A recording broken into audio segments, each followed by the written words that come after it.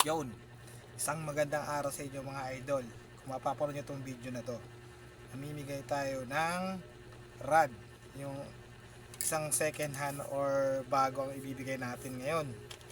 Kita nyo, ito, ayan, one piece. So ito na yung ginamit ko na to.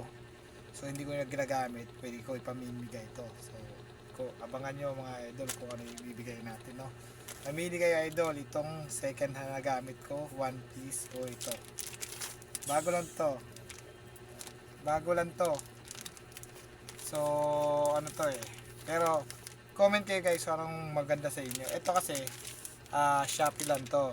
So alin mas matibay. Pumili kayo guys ha.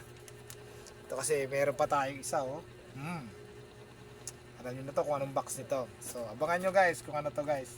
At yung mabibigyan natin, yung maswerte yung mabibigyan nito mga idol. So what's up? Kita-kits tayo. Oh, comment ka agad kayo. Follow nyo na ako para alam nyo na. Bye bye.